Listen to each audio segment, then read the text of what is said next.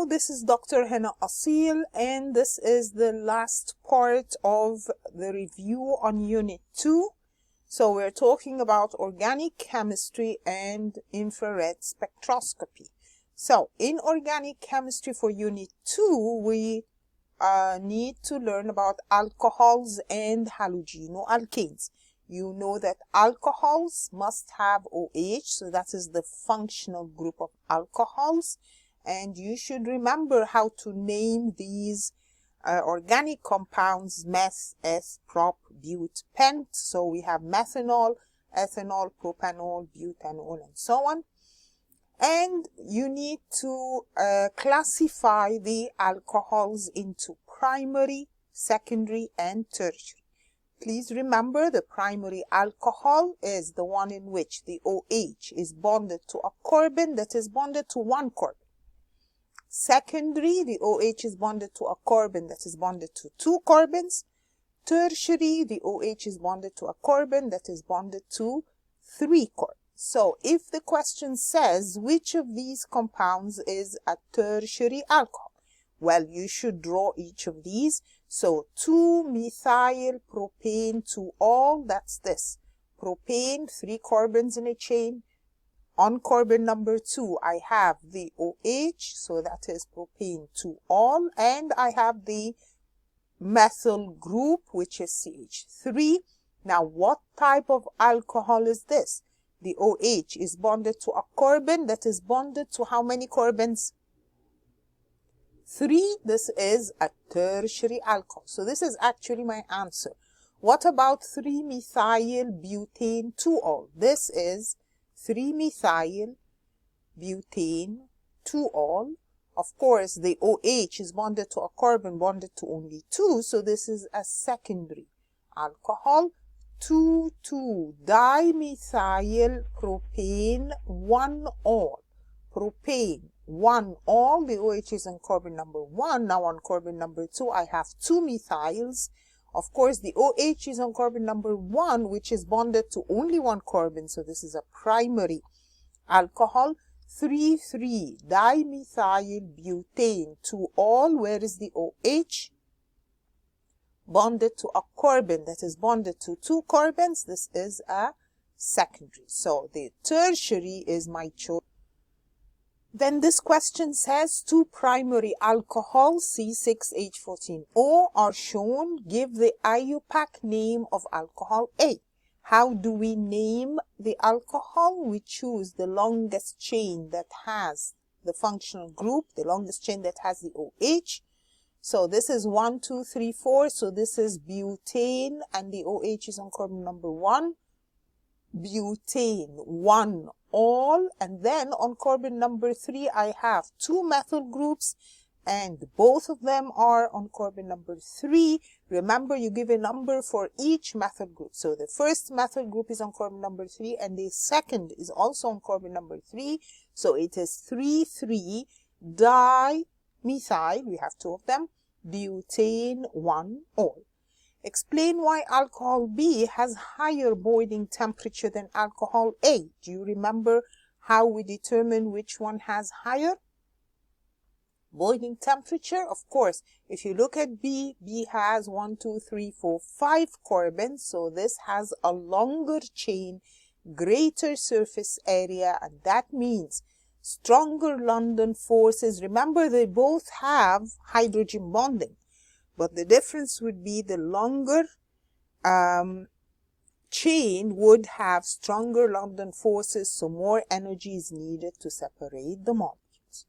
The actions of alcohols, of course, you remember that if we burn alcohols or alkanes or alkenes in excess oxygen, this is complete combustion, and we get carbon dioxide plus water. If we burn any of these in lack of oxygen or limited oxygen, this is incomplete combustion, and we end up with carbon monoxide plus water, and you should know that carbon monoxide is toxic or poisonous. What about reaction of alcohol with a metal like sodium? If you react an alcohol with a metal, the metal replaces the H of the OH. So if I'm starting with ethanol, what I get is sodium ethoxide plus hydrogen. Remember, metal plus alcohol will give the salt plus hydrogen. Okay, reaction with phosphorus pentachloride. Remember that phosphorus pentachloride can be used as a test for alcohols. This is because it reacts with the OH of the alcohol or the OH of the acid. So it would change the alcohol to the alkyl halide, and it could change the acid into an acyl chloride plus POCl3 plus HCl, and the HCl appears in the form of white fumes. Now, reaction of alcohols with potassium bromide. This is to replace the OH with Br. So the potassium bromide in presence of 50% concentrated sulfuric acid, the bromide replaces the alcohol to form an alkyl halide. If I want to replace the alcohol with iodine, I can put iodine in red phosphorus. So red phosphorus and iodine replaces the OH with an I.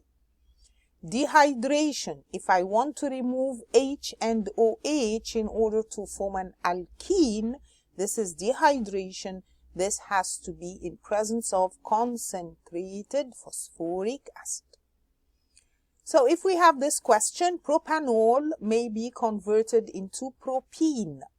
Which reagent is used for this reaction? Remember, we're trying to remove H and OH and form an alkene, and we said this is in presence of concentrated phosphoric acid. Oxidation. You should remember the primary alcohols, when we oxidize them, and remember what is the name of an oxidizing agent. Remember, oxidizing agents could be potassium dichromate, K2Cr2O7, or potassium manganate, KMnO4. In presence of dilute acid, this will change the primary first into an aldehyde and then into an acid. So if I do this reaction, first of all, the potassium dichromate is orange in color. When it reacts as an oxidizing agent, you should know it changes from orange to green. Now, if I am doing this to a primary alcohol, in order to obtain the aldehyde, I have to distill off the product as it is formed. So I don't leave it to heat for a long time. As soon as the aldehyde is formed, it is collected by distillation. This is to prevent further oxidation to acid. But if I want to form an acid, then I have to keep heating it with the oxidizing agent, the acidified potassium dichromate, under reflux. If I heat it under reflux, then we're heating for a long time, and this will change the primary alcohol to an acid. And you're required to know how to draw this diagram and label it. So we have, when we're heating under reflux, the condenser is placed in a vertical position on the flask. We use anti-bumping granules to prevent formation of large bubbles, which would cause the solution to splash out. And in the condenser, the water goes in at the bottom and comes out at the top. If I want to test that what I got is an aldehyde, remember the test for aldehydes is Benedict or Fehling's. This is a blue solution. If I heat it with the aldehyde, then we get a brick red precipitate. If I want to test that we have acid, remember I can add a carbonate or a hydrogen carbonate. With the acid, it will form bubbles of gas that turn lime water milky. Or we could use sodium, and that would cause effervescence of hydrogen gas. What if we're oxidizing a secondary alcohol? So remember we said primary would give an aldehyde if I'm distilling it off immediately, or an acid if I am heating it under reflux. If I'm starting with a secondary and I'm oxidizing, this will change the secondary alcohol into a ketone.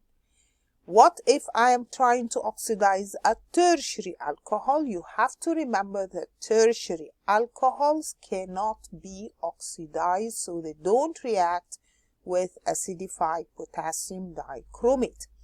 So if we say which of these compounds does not react with acidified potassium dichromate, of course that would be the tertiary. So the question is, which of these is a tertiary or a ketone? Remember, we said the ketone, when it is formed, it cannot be further oxidized. So this first choice is a primary alcohol, which we can oxidize actually to form an aldehyde or an acid. This one is a secondary alcohol, which can be oxidized to form a ketone. This one is an aldehyde, and we should know that aldehydes can be oxidized to form acids. But what about that last choice? That last choice is a ketone, and ketones cannot be further oxidized. Which of these alcohols will produce an acid when heated under reflux with acidified potassium dichromate?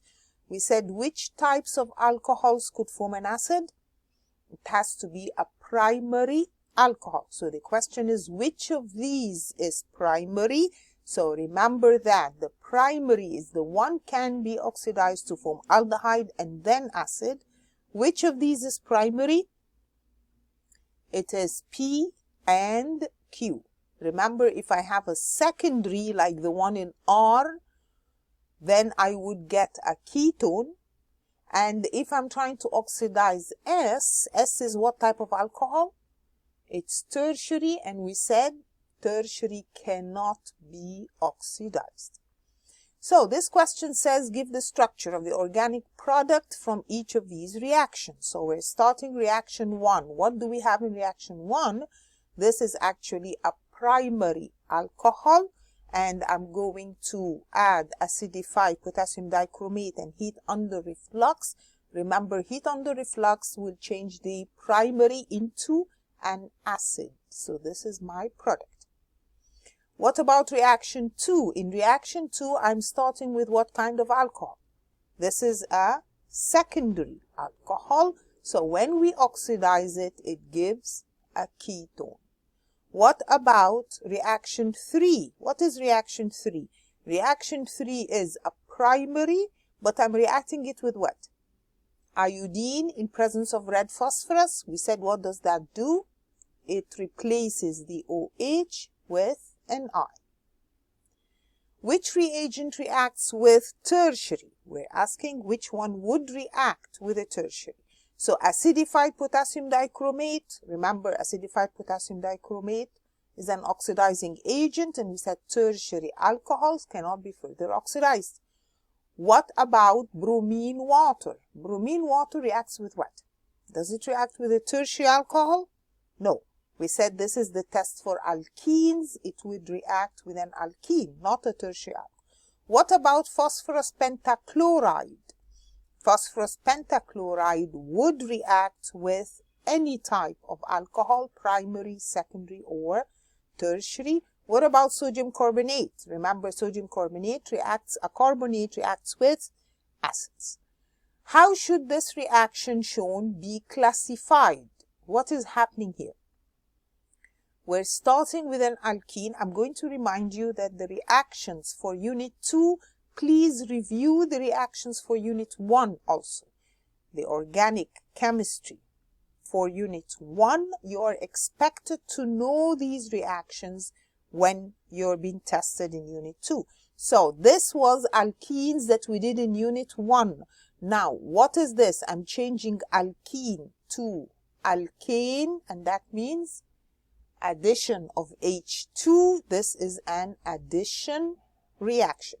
What about this reaction? What are we doing? We're changing the OH to a ketone. This is a secondary alcohol to a ketone.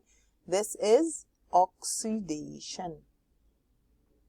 Suggest suitable reagents and conditions for the conversion of what? propene to propane 1,2-diol. I'm starting with an alkene and I want to add OH and OH on the 2 carbons that had the double bond. That's a diol.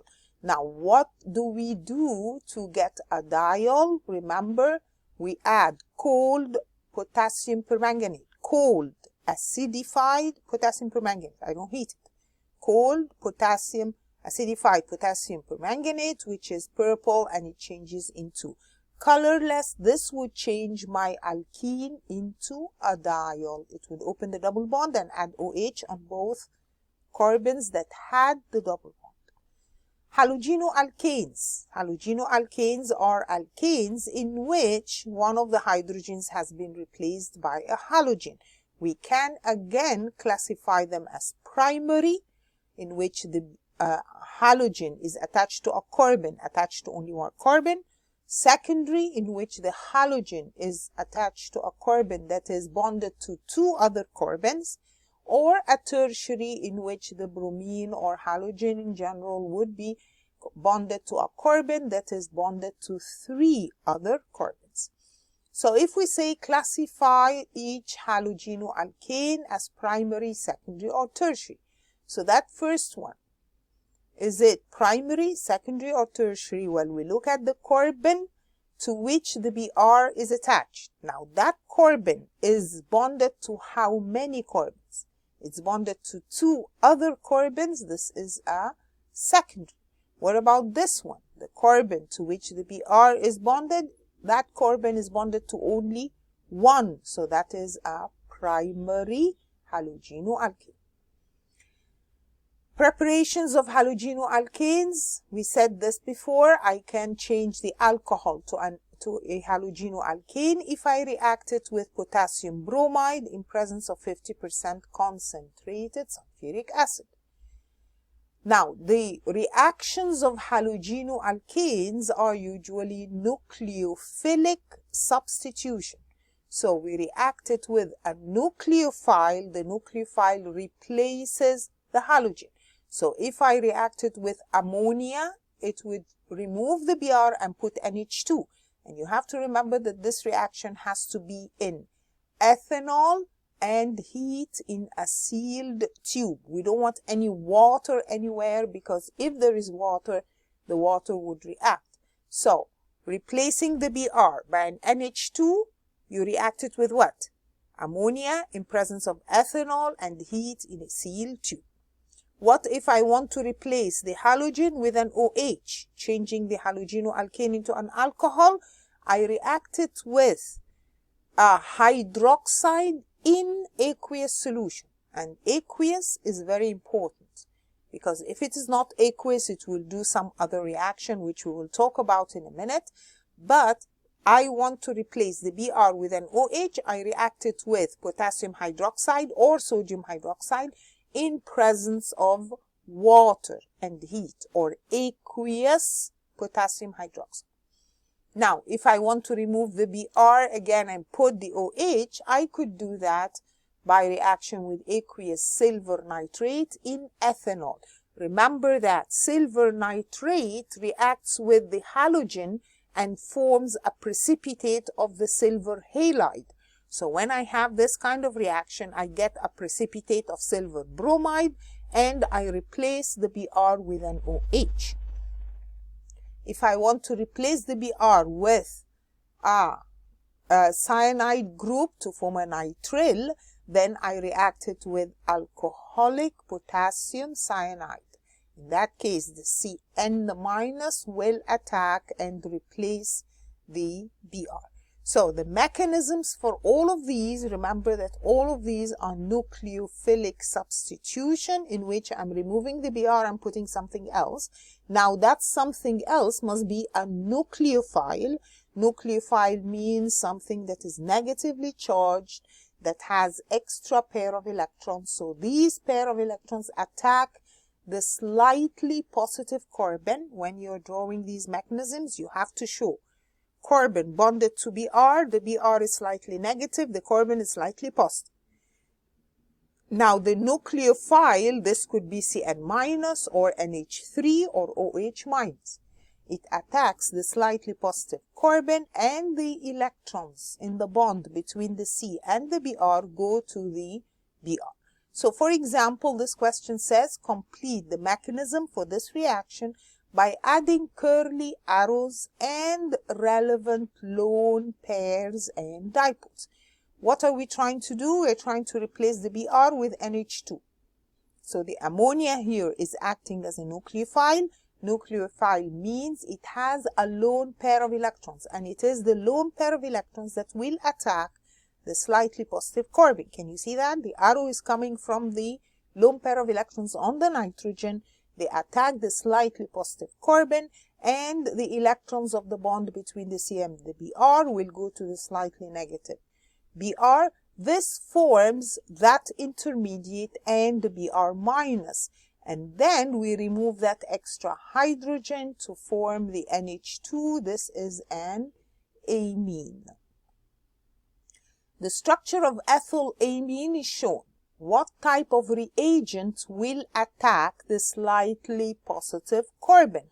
Again, what attacks a slightly positive carbon is called a nucleophile. It's something that has extra lone pair of electrons. Butylamine is formed when one bromobutane reacts with excess concentrated alcoholic ammonia. Give a reason why this reaction should be carried out by heating the reactants in a sealed tube rather than heating under reflux. Remember, we said if I want to replace the halogen with NH2, I react it with ammonia, and this is in ethanol and heated in a sealed tube. Why does it have to be like this rather than heating under reflux? This is heating under reflux. We shouldn't use that. We should use a sealed tube to prevent the ammonia gas from escaping from the condenser when heated under reflux. Of course, if I use heating under reflux, then the ammonia gas would escape. Another type of reaction that halogenoalkanes do is elimination, and this is changing the halogenoalkane into an alkene, and in this case we use alcoholic KOH. Remember, we said before, if I want to replace the Br with OH, I should use KOH in aqueous solution or in water. But if it is KOH in ethanol, then it removes H and Br and forms an alkene. And this is the kind of mechanism for the elimination reaction. So in this case, the hydroxide ion does not attack the slightly positive carbon. It attacks the hydrogen on the neighboring carbon so that a double bond is formed and the Br is released. So this changes the halogenoalkane into an alkene. The reaction between 2-bromopropane and potassium hydroxide takes place under two different conditions. So this is a halogenoalkane and we are reacting it with potassium hydroxide.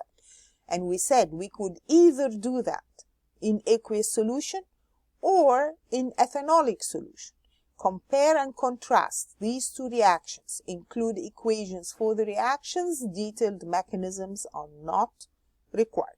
So we said if I'm reacting a halogenoalkane with potassium hydroxide, if it is in aqueous solution, we said we get what? We replace the Br with an OH and we end up with the alcohol. But if we do it in presence of ethanolic solution, or what we call alcoholic KOH, we said this will be an elimination reaction in which an alkene is formed. So compare and contrast these two reactions. Both reactions require heat. Remember, compare and contrast means you're going to tell me what is the same in both and what is different between them. So both reactions require heat under reflux. But in presence of aqueous solution, nucleophilic substitution occurs, in which the OH minus is a nucleophile to form alcohol, while in the ethanolic solution, elimination reaction occurs in which the hydroxide acts as a base to form an alkene. It attacks the hydrogen on neighboring carbon. It takes that hydrogen, so it's acting as a base to form an alkene. Which compound reacts with ammonia to form this compound? Well, I'm trying to form that which has an NH2 on the carbon in the middle. That means I have to start with a Cl in the middle. So this is the compound I should start with. Aqueous sodium hydroxide reacts with, again we're talking about aqueous, 1-bromopropane to form propanol. We said aqueous will change the halogenoalkane to alcohol. What type and mechanism is this reaction? We said this is nucleophilic substitution. Complete the mechanism. So what am I trying to do? I'm trying to replace the Br with an OH. So we have, you need to put the dipoles, so carbon is slightly positive, the Br is slightly negative, and then the lone pair of electrons on the oxygen of the OH minus will attack the slightly positive carbon, and the electrons between carbon and bromine will go to the slightly positive Br. This forms Br minus with a full negative charge now, and the Br is replaced by OH to form an alcohol. Under different conditions, sodium hydroxide reacts with 1-bromopropane to form propene. We said if I use aqueous, it forms alcohol. But if I form ethanolic or alcoholic, it forms alkene. So if I'm trying to make propene, what type of reaction was that? We said this is called elimination reaction, and the KOH has to be in ethanol. Identify by name or formula the reagent used in step X. What is happening in step X? We're changing an alkene to an alkyl halide. So basically, I'm opening up the double bond and reacting it with what? With HCl or hydrogen chloride. So that I open the double bond and put H on one carbon, Cl on the other. Give the structure of the organic compound W. What are we doing in W? We're changing the halogenoalkane and we're reacting it with a cyanide, so we're just removing the Cl and putting Cn, which is a cyanide that forms a nitrile compound. Again, I'm starting with a halogenoalkane and I'm going to change it into what? This is an azide, the compound that has N3, that's an azide. Again, what are we trying to do? We're going to replace the Br with the azide, so it's just that we have nucleophilic substitution mechanism again, but I'm trying to attack with the lone pair of electrons on the N3 minus, so this changes it into the required product plus Br minus. Step Z, which was step Z, that was this one, is carried out by reacting ammonia with 1-bromopropane. So what are we trying to do? We're trying to replace the Br with NH2, and we said that means I'm going to react it with what? With ammonia, and this has to be in ethanol under pressure, or we say in ethanol and heat in a sealed tube. So just why the yield of this amine, remember that the compound that has NH2 is an amine, obtained using step Z is low. So I don't get that much yield of the amine. This is because we can go on and react. This compound goes on and reacts again to replace the hydrogens on the NH2. So it can react again and we remove the hydrogens. This forms secondary and tertiary amines. Okay, so that's the end of the organic. What about the infrared spectrum? We said molecules which change their polarity as they vibrate can absorb in IR.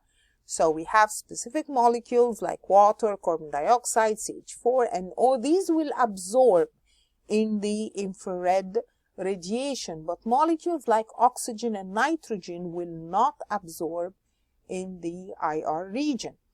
You have in your data booklet all of these, so you should practice how to use it. It gives the peaks for the different functional groups. But in general, you should remember specific things like a carboxylic acid. Remember that an acid is something that has C double bond O and OH. So you're going to have a peak for the OH at around 3000, and you're going to have a peak for the C double bond O at around 1720. If you have these two peaks on the left, then we have a carboxylic acid. What if we have only a peak at around 33,000? Then that is the peak for an OH or an alcohol. I don't have a peak at around 1700, so there is no C double bond O. This means this is an alcohol. A ketone would have a peak at 17 something, and there is no peak in the left region or in the OH region. An aldehyde would have also a peak for the C double bond O at around 1720, but this is further up a little bit. And it also has small peaks before 3000 for the CH of the aldehyde. So if we look at this infrared spectrum, it says draw a circle around an absorption in the spectrum that could be due to the stretching of the NH. If you look at the data booklet, you will find that this peak at about 3400, this is the one due to an NH bond. Identify the bond responsible for the peak at 1683. We said peaks at about 1700 will be due to C double bond. Okay, this question says which compound has peaks at 3400 and 2250. So if we look at the data booklet, we can, okay, let's take a look at choice A. Choice A has what? It has an NH2 on the left. So the NH2 will show a peak at around 3415. So that is correct.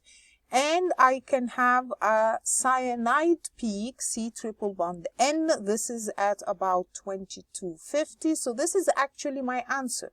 Now, if I look at the acid B is an acid, it should have a peak at 1721. So this is not my answer. And alkenes and alkynes would not have peaks in that region. So this is my correct answer. When propane 2-ol is refluxed with excess acidified potassium dichromate, remember propane 2-ol is a secondary alcohol, so the product would be what? The product should be a ketone, so I should have a C double bond O for ketone. I wouldn't have an OH peak, so I have to choose. A is wrong. I have to choose from the peaks for the C double bond O. When I look at the data booklet, I will find that the peak for a ketone is about 1700 to 1720. When propane 1-ol is heated, the product that is distilled off would be an aldehyde.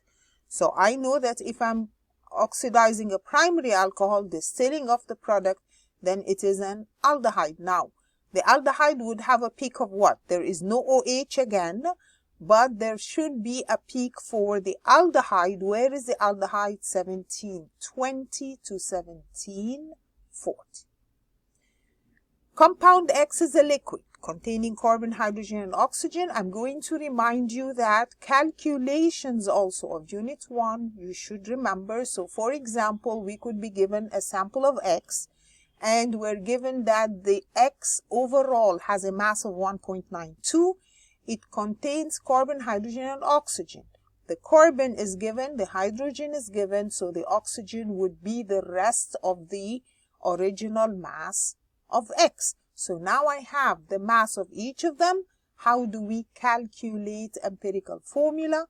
We said first we divide by the mass number, again, which is the big one from the periodic table. What comes out, I divide by the smallest. So the smallest here is this one. I'm dividing all through by it, and I get a ratio of 2 to 3 to 1. So I know that the empirical formula is C2H3O.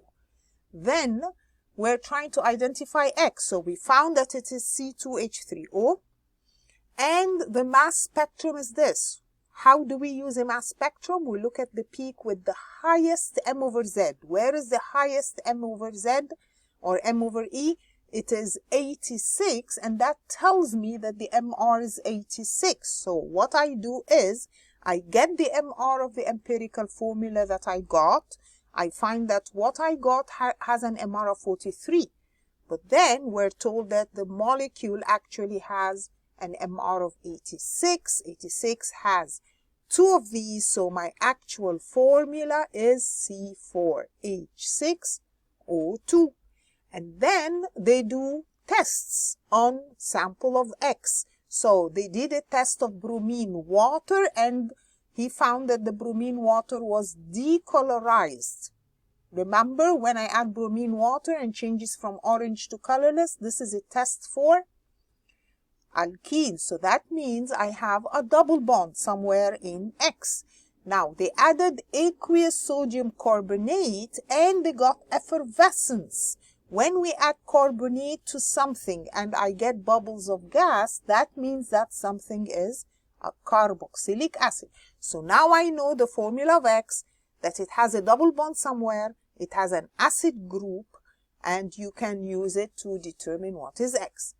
This is another question. It says cyclohexanol and cyclohexene each has a peak in their IR which is not present for the other compound. Which are these peaks? So I'm comparing cyclohexanol to cyclohexene. Of course, cyclohexanol is an alcohol, so it should have a peak for the OH at that region. Cyclohexene does not have an alcohol, but it has a double bond, so I should have a peak for the double bond. If you look at the data booklet, the peak for the double bond is around 16 something. So these are the peaks that are present in only one of them. The IR spectrum of an organic compound is shown. Which of these compounds would give this infrared spectrum? So I look at it. Hexanal is an aldehyde.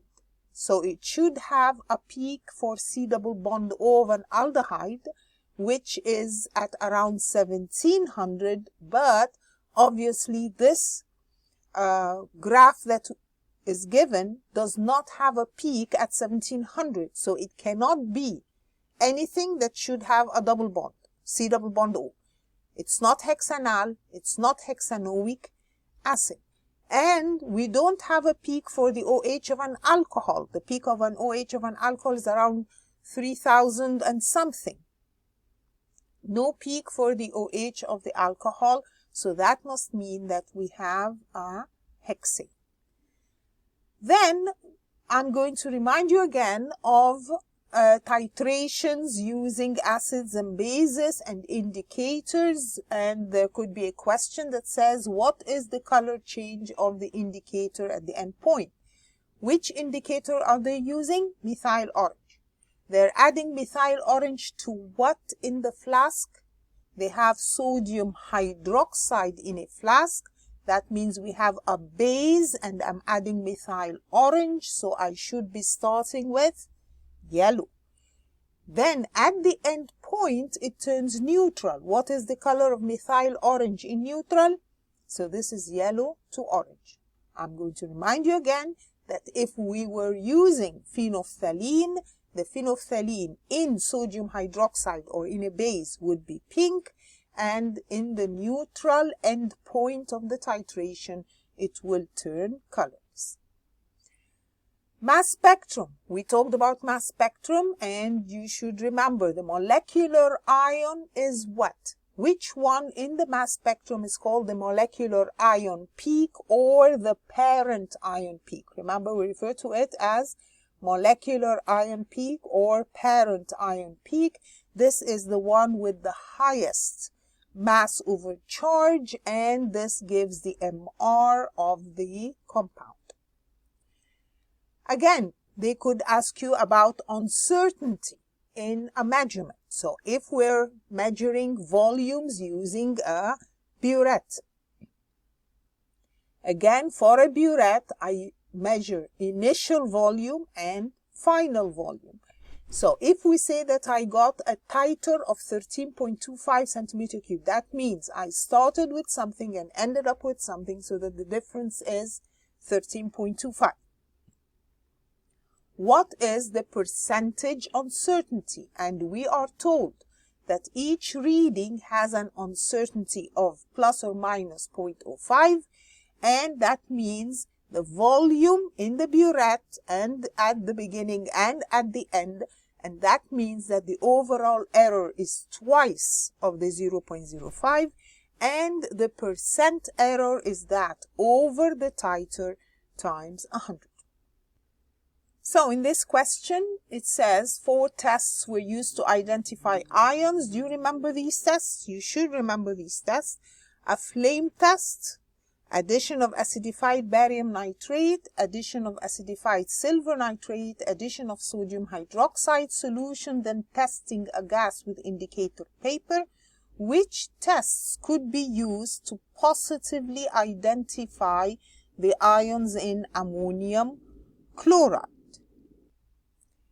Do you remember what these tests are used for? For example, the flame test is used to test for what? This is used to test for metal ions. I don't have any metal ion in ammonium chloride, so I'm not going to use a flame test. Acidified barium nitrate was tested for what? You should remember barium nitrate was tested for sulfate, and with the barium nitrate it should give a white precipitate. Acidified silver nitrate was tested for what? This was tested for chloride bromide iodide. So with chloride, it should give a white precipitate. So I can use test 3 to determine the presence of chloride. What about if I add sodium hydroxide and test any gas with indicator paper? Again, this is test for ammonium. So if I'm trying to identify ammonium chloride, I would use test 3 and 4. What about this question? The presence of ammonium ions in a compound can be shown by adding a reagent, warming the mixture, and testing the gas. Again, do you remember we said test for ammonium was add what? We add sodium hydroxide. With the ammonium, it gives ammonia gas. And how do we test ammonia gas? Ammonia gas turns damp red litmus paper to blue. Please remember all of these tests. We took them in the previous units. Bromoethane is prepared by reacting ethanol with potassium bromide and concentrate sulfuric acid. And the question says, calculate the maximum mass of the bromoethane that could be prepared from 4.65 grams of ethanol, 14.9 grams of potassium bromide, and a solution containing 16.35 grams of sulfuric acid. So we're trying to determine the mass of the product, C2H5Br, but we're given information about all 3 reactants. Do you remember when you're given information about all reactants? You have to decide which of them is the limiting or which of them is not excess, because that's the one we're going to use to compare with the product. So that means for each of these informations about each of the reactant, I need to get the number of moles.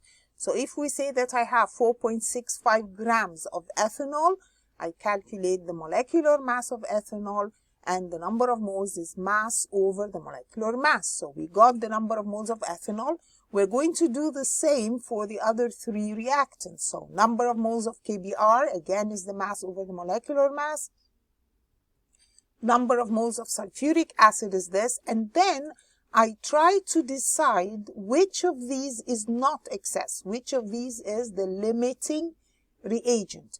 Of course, the equation says 1 mole of ethanol should react with 1 mole of potassium bromide to give, and 1 mole of sulfuric acid to give 1 mole of the C2H5Br. Now, which of these is limiting? Which of these is not excess? It will be the one with the lower number of moles. So obviously, ethanol is limiting, because if I start with 0.101 mole of ethanol, I will need the same number of moles of the others, and I will get the same number of moles of the product. So now I know the number of moles of the product, and I can get the mass, number of moles times MR, and that means I will get 11 grams, and the KBr and sulfuric acid are excess. This is the end of the review on Unit 2. Please study everything, and good luck on your exams. Thank you for listening.